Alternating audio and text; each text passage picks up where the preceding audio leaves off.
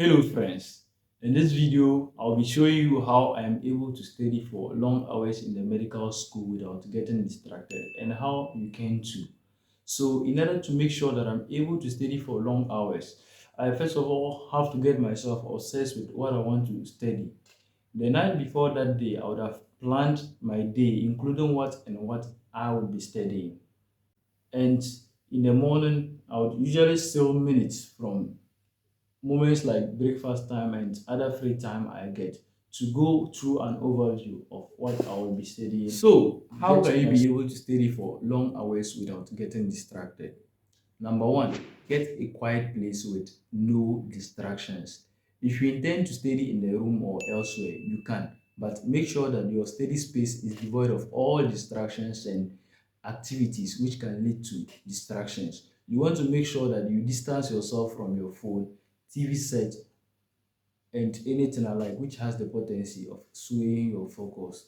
Some people would argue that they study better when the music is on, but how many times have you ended up scrolling your phone for hours? And let me let you in on a confession. Whenever I try to study while listening to music, I end up listening to the music for hours, and sometimes I even look up the lyrics of various songs and even about the artists who sang those songs. Crazy, I know, right? But if you have to use your phone, tablet, or TV to study, then go ahead. But make sure to block all apps that have no relevance during your study session. You try to put them on cold turkey. You can use an app like Detox that enables you to block all apps and websites. And also too, it helps track your screen time and the rate of usage of apps on your phone. So head over to Google Play Store, download this app and thank me later.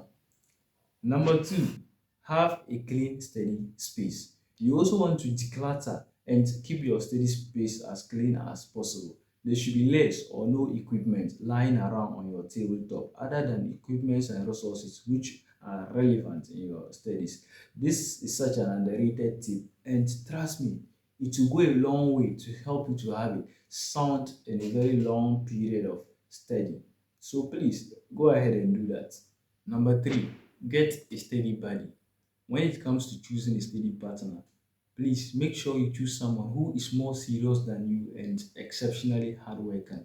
Their mere presence in the room would serve as a motivation to you and would constantly remind you why you need to get things done. How then do you get a steady buddy? The easiest way to get a steady partner is to be observant. Whenever you are in the classroom or library studying, when you walk in, take note of all the people around who are studying, and after 4 or 5 hours, the number would have reduced drastically. If after 5 hours or more, there are still some 2 or 3 people studying, then maybe you have found your tribe. And hey, don't just jump to conclusions. You want to observe for about a week or two, and hopefully you would have found the right one.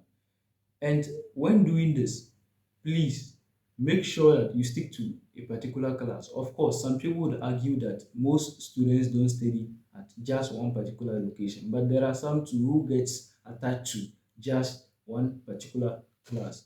And also to do this, you want to make sure that you do it during the night time, as most bookworms are night owls. And you don't also want to do this during the exam period, as most students tend to become serious getting to the end of the trimester.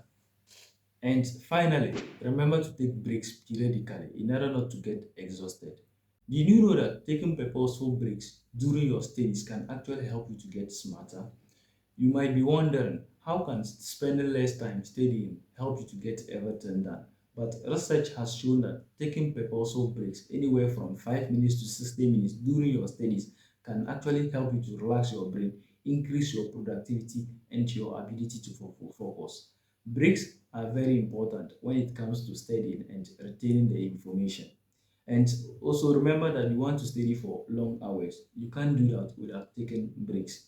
I usually apply the Pomodoro technique. What this means is that I apply the 50-10 method. So I will study for 50 minutes straight and then relax my brain for 10 minutes.